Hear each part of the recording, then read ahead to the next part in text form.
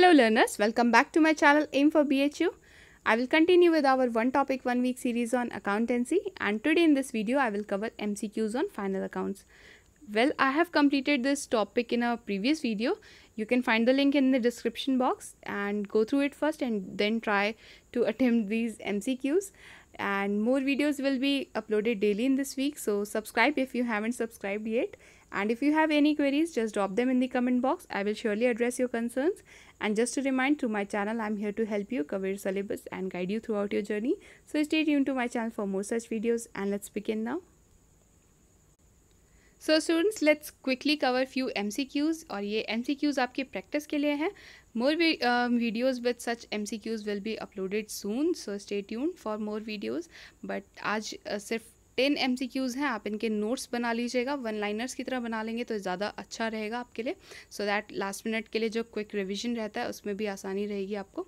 So let's begin with the first question. So the term financial statement it covers, आपके पास option है. Option A is profit and loss statement, B is balance sheet and profit and loss statement appropriation account, C is profit and loss statement and balance sheet, D is all of the above और false. So यहाँ पे जो financial statements होते हैं उसमें हम जानते हैं कि profit and loss statement and balance sheet को प्रिपेयर किया जाता है थ्रू फाइनल स्टेटमेंट. हम फाइनेंशियल स्टेटमेंट्स, फाइनल अकाउंट्स यानी कि हम जो है profit and loss account and balance sheet prepare करते हैं. तो यहाँ पे आपका option number C. Moving on to the next question, question number 2. The form of balance sheet is A vertical, B horizontal, C horizontal and vertical, या D horizontal और vertical. So यहाँ पे C और D में and और का ये जो difference है ना, ये बहुत इंपॉर्टेंट है स्टूडेंट्स. कई बार हम जल्दी में horizontal और vertical देखा बस और टिक कर दिया. ऐसा मत कीजिएगा, एक बार में एक ही टाइप की बैलेंस शीट प्रिपेयर होगी ना, या तो horizontal या vertical. So इसलिए ये और जो है ज़रूरी है, ये एंड नहीं हो सकता. दोनों तरह की तो एक बार में नहीं बनाएगा ना कोई भी कंसर्न, कोई भी फर्म. तो इसलिए आपको हमेशा ये छोटी छोटी चीज़ें ध्यान रखनी होती हैं, वरना MCQs में जो है मिस्टेक के चांसेस बढ़ते जाते हैं. तो ये बहुत ध्यान रखिएगा कि बैलेंस शीट दो तरह की होती हैं, या फिर हॉरिजॉन्टल बनाया जाता है उन्हें या वर्टिकली. तो इस तरह से ये और वाला जो ऑप्शन है यानी ऑप्शन नंबर डी आपका करेक्ट है. Next is, so the term current asset doesn't cover what. A is car, B is debtors, C is stock, D is prepaid expenses. So I have already told कि current assets क्या होते हैं जिन्हें हम less than accounting year के लिए उन्हें retain करता है business.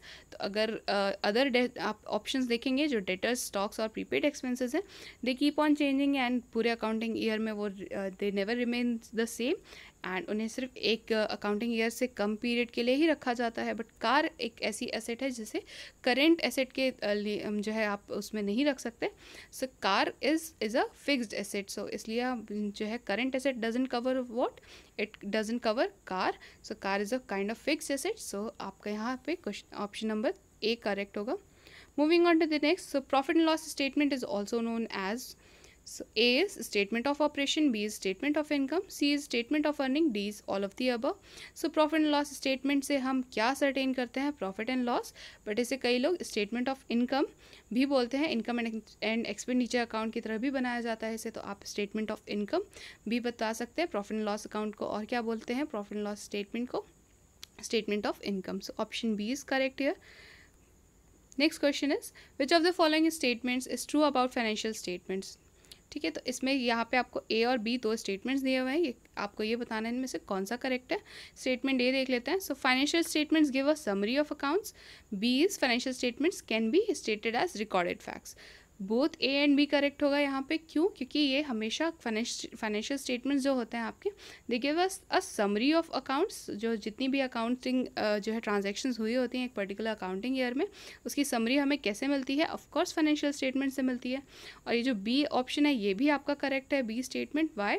So financial statements can be stated as recorded facts. Of course जो फैक्ट्स होते हैं अकाउंटिंग से रिलेटेड वही तो इसमें रिकॉर्डेड होते हैं. अगर प्रीवियस अपने जो है अकाउंट्स उठा के कंपनी अगर चेक करना चाहे और जो है किसी तरह का वो ट्रेंड अगर एनालिसिस कर रहे हो, तो वो अपने जो है इन्हीं रिकॉर्डिंग्स को देखकर कर सकते हैं. सो इसलिए इसे रिकॉर्डेड फैक्ट्स की तरह भी आप यूज़ कर सकते हैं. तो यहाँ both A and B will be correct. So option C is correct here. Moving on to the next question number 6.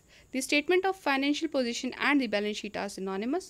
Of course, balance sheet से ही हमें फाइनेंशियल पोजीशन का पता चलता है, तो हम ये कह सकते हैं कि statement of financial position and balance sheet ये दोनों ही सिनोनिमस यानी कि एक ही मतलब है दोनों का, तो इसलिए ये स्टेटमेंट ट्रू है या फॉल्स है, तो ये स्टेटमेंट ऑफ कोर्स ट्रू है. So option A is correct here. Question number 7. So schedules attached with a balance sheet forms a part of financial statements. ये भी करेक्ट है क्योंकि जो शेड्यूल्स बैलेंस शीट के साथ अटैच होते हैं वो फाइनेंशियल स्टेटमेंट्स का ही पार्ट है. उन्हें जो है बैलेंस शीट के साथ ही अटैच होते हैं और balance sheet because financial statements का पार्ट है, तो आप बिल्कुल ये कह सकते हैं कि जो शेड्यूल्स बैलेंस शीट के साथ अटैच होते हैं वो भी फाइनेंशियल स्टेटमेंट का एक पार्ट है. सो ये स्टेटमेंट भी ट्रू है. Option A is correct. Next question number 8. इसमें भी आपको स्टेटमेंट्स दिए हुए हैं और पूछा है इनमें से कौन सा सही है. So A is what financial statements are only interim report. B is financial statements are also known as annual records. C is financial statements are historic. So financial statements are historic how. Company को मैंने अभी बताया कि अगर कोई trend analysis करना है यानी अपने प्रीवियस ईयर के अकाउंट्स से ही उन्हें जो है ये चेक करना है कि किसी तरह के सिचुएशन में कंपनी के क्या जो है प्रॉफिटेबिलिटी रही या प्रीवियस ईयर में उनकी क्या परफॉर्मेंस रही फाइनेंशियल परफॉर्मेंस, तो वो अपने जो है फाइनेंशियल स्टेटमेंट्स को ही रेफ़र कर सकते हैं. तो इसलिए हिस्टोरिक भी हो गए क्योंकि उन्हें सेव किया जाता है हमेशा. ऐसा नहीं कि एक ईयर ख़त्म हो गया अकाउंटिंग ईयर तो they are of no use, ऐसा बिल्कुल नहीं होता. B is what financial statements are also known as annual records. Of course financial statements को एनुअल रिकॉर्ड्स इसलिए कहा जाता है as they are prepared annually, तो ये बी स्टेटमेंट भी सही है. But financial statements are only interim report, ये बिल्कुल गलत है, ऐसा नहीं होता. ठीक है, तो आपका यहाँ पे ऑप्शन नंबर सी सही है. Both B and C both the statements are correct. A बिल्कुल करेक्ट नहीं है तो हम इसे नहीं इंक्लूड करेंगे. C is your correct option. So moving on to the next question number 9. Certain assumptions are essential to prepare financial statements. कुछ ऐसी एजम्पशंस हैं जिन्हें फाइनेंशियल स्टेटमेंट्स प्रिपेयर करते वक्त यूज़ किया जाता है. ये स्टेटमेंट सही है या नहीं है, आपसे ये पूछ रहे हैं यहाँ पे. ऐसी कुछ एजम्पशंस एक्चुअली हैं which are really essential to prepare financial statements, और अगर इन एजम्पशंस को वॉयलेट किया जाए या इन्हें जो है नेग्लेक्ट कर दिया जाए तो फाइनेंशियल स्टेटमेंट शायद जो ट्रू फाइनेंशियल पोजीशन होगी उन्हें रिफ्लेक्ट ना कर पाए. तो ये बिल्कुल करेक्ट है आपका स्टेटमेंट, तो आप जो है ए ट्रू पे मार्क कर सकते हैं. Moving on to the next and the last one. So goodwill is categorized under which asset? A, it's intangible. B is current. C is long term. D is fixed. So of course we cannot see, we cannot touch goodwill. So it is what kind of asset? It is an intangible kind of asset. Oh, we have more. Okay, question number 11. Which of the following options is not recorded in the balance sheet? So इसमें से ऐसे कौन C option है जिसको हम balance sheet में record नहीं करते हैं. So A is cash, B is rent expenses, C is building, D is goodwill. So of course cash is recorded as it is our current asset. Buildings हमारी fixed assets होती हैं, हम उन्हें भी रिकॉर्ड करते हैं. गुडविल भी वहाँ रिकॉर्ड होती है ऑल्दो इंटेंजिबल, बट ये भी हमारी एसेट है. बट रेंट एक्सपेंसेस ये बिल्कुल जो है बैलेंस शीट का पार्ट नहीं है, ये कंपोनेंट होता है प्रॉफिट एंड लॉस अकाउंट का. ये वहाँ पर जो है बिल्कुल मेंशन किया जाएगा, बट बैलेंस शीट का इससे कोई रिलेशन नहीं होता. तो यहाँ पे कौन सा ऐसा ऑप्शन है which is not recorded in balance sheet? Rent expenses. Option number B is correct.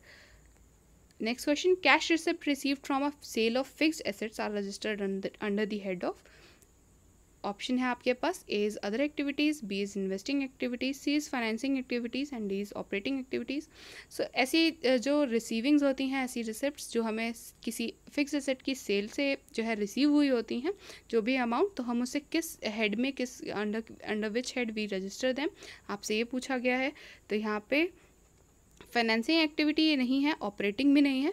ये इन्वेस्टिंग एक्टिविटी इसलिए है क्योंकि जितनी भी फिक्स्ड एसेट्स की सेल्स या जो है उनकी हमने परचेजिंग की होती है तो हमेशा इन्वेस्टिंग एक्टिविटीज़ में उनका कैश फ्लो रजिस्टर होता है. तो यहाँ पे option B is correct. And so this is all for today. Hope the topic is clear to you, and as in this week we will be covering accountancy as our topic for the one topic 1 week series. There are many more videos to come, so subscribe if you haven't subscribed yet, and please convey your doubts in the comment box or through email. You can find my mail ID in the description box. Stay tuned to my channel. अगर आपको BHU BCom entrance या other entrances से related किसी topic में कैसा भी कोई confusion है तो mention that in the comment box. I will include them as well. Stay home, stay safe. So like the video, share it with your friends, subscribe to my channel and hit the bell icon so you never miss any update from my channel. Happy learning.